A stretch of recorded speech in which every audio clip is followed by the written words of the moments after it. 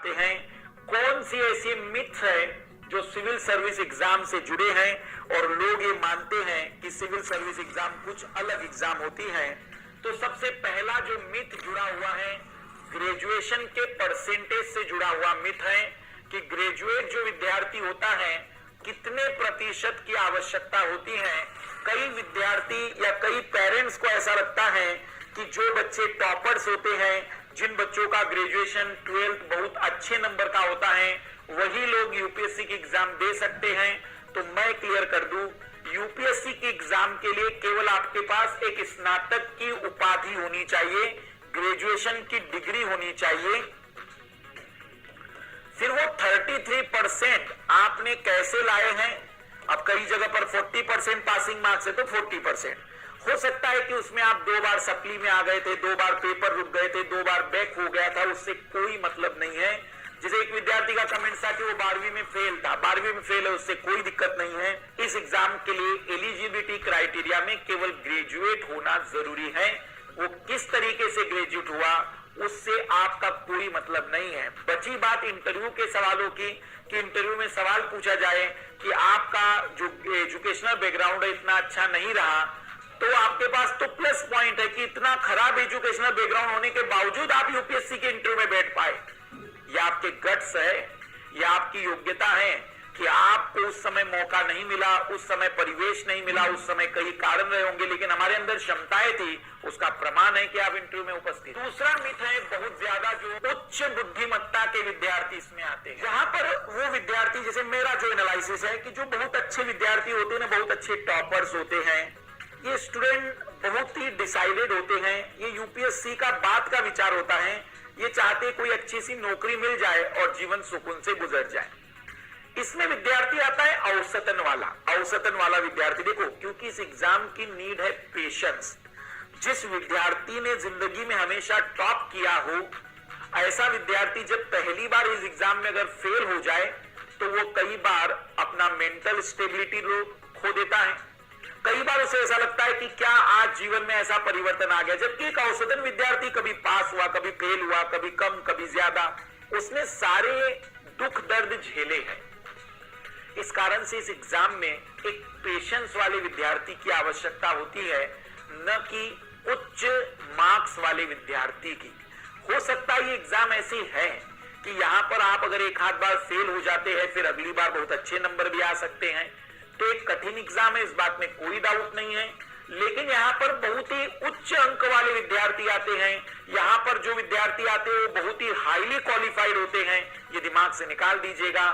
मेरे नजर में मैंने जिन विद्यार्थियों को सफल होते हुए देखा है मेरी कक्षाओं में, ये वो विद्यार्थी होते थे जो कमरे में शांत बैठे रहते। इस कारण से दूसरा मिथ अपने दिमाग में से निकाल दीजिए कि बहुत टॉपर की जरूरत नहीं है, बहुत अच्छे मार्क्स की जरूरत नहीं है, बहुत हाईली इंटेलिजेंट की जरूरत नहीं है। हाँ, लेकिन एक पेशेंस वाले विद्यार्थी की जरूरत है। पेशेंस के साथ साथ वो सुनने और समझने की अच्छी योग्यता रखता हो। जो तीसरा मिथ है कि इस एग्जाम का कट ऑफ बहुत ऊपर जाता है। तो आपको मैं इसके कट ऑफ मार्क्स बता सकता हूं।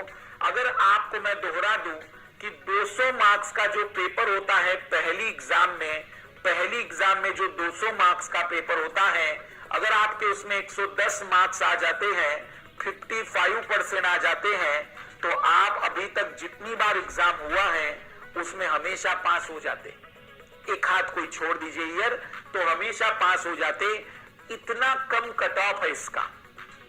निश्चित ही मैंने शब्द कम कहा है, लेकिन कठिन एग्जाम है तो ये कट ऑफ भी अपने में अच्छा कट ऑफ होता है। लेकिन ये जो दिमाग में होता है मिथ कि बहुत हाईली कट ऑफ जाता है इसका, तो 80-90% नहीं। जो फर्स्ट रैंक लाता है विद्यार्थी, उसके मेंस और इंटरव्यू के मार्क्स अगर आप जोड़ देंगे तो टॉपर विद्यार्थी के मार्क्स होते हैं 55 से लेकर 56%, ज्यादा 60%। टॉपर है जिसकी फर्स्ट रैंक आई है, उस विद्यार्थी का इतना परसेंट होता है। इसका मतलब आप अगर सिंपल सी बात समझ रहे हैं तो कट ऑफ जो दिमाग में होता है कि कट ऑफ बहुत हाई जाता है, बिल्कुल सिंपल सा कट ऑफ है इसका। 50% टू 55%, 60% तो टॉपर के होते हैं। इसलिए जो तीसरा मिथ है कि यहाँ पर कट ऑफ कुछ इस तरीके से होगा, तो ये बिल्कुल दिमाग से हटा दीजिए। चौथा मिथ जब मैं तैयारी कर रहा था तब जुड़ा हुआ था कि आपको कई सारे लोग आकर कहेंगे कि इसमें पैसा बहुत ज्यादा लगता है। मतलब ऐसी खबरें आप सुनते होंगे, अड़ोसी पड़ोसी भी कहते होंगे।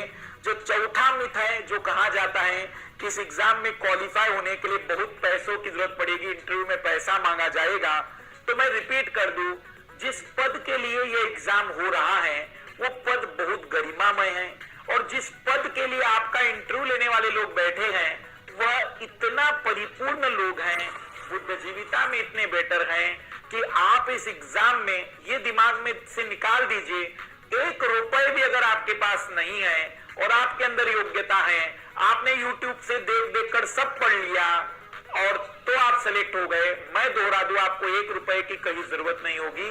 यहां तक कि फॉर्म भरने में भी महिलाओं को, SC ST OBC को पेमेंट नहीं देना होता है।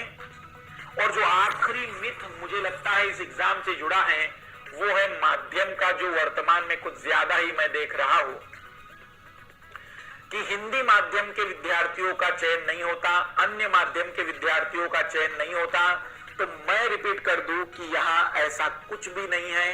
देखो, आप किसी भी संस्था पर आरोप तब लगाएंगे, आप किसी संस्था पर आरोप तब लगाएंगे जब आपके योग्य अभ्यर्थी अलग हो चुके होंगे बड़ी संख्या में। मेरी बात ध्यान सुनना, कोई भी सिस्टम हो, थोड़ी बहुत कमियां सब में है, थोड़ी बहुत कमियां सब में है। लेकिन आप हिंदी माध्यम के आधार पर जो सोच रहे हैं कि हिंदी माध्यम में सिलेक्शन नहीं होता, ये मिथ दिमाग से निकाल दीजिए।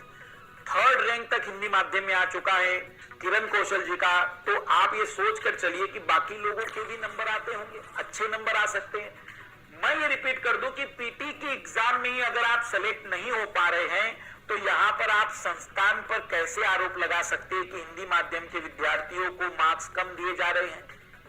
अगर 12,000 15,000 स्टूडेंट निकल रहे हैं, उसमें अगर आप कहेंगे कि 800 बच्चे हिंदी माध्यम के हैं, तो ऑब्वियसली फाइनल सिलेक्शन में 200 ही बच्चे मिल पाएंगे, वो भी ना मिल पाए, क्योंकि 200-800 में से आप 1/4 मान रहे हैं, और जो 14,000 बच्चे हैं उनसे सिलेक्शन क्यों नहीं मान रहे, वो भी तो बुद्धिजीवी है।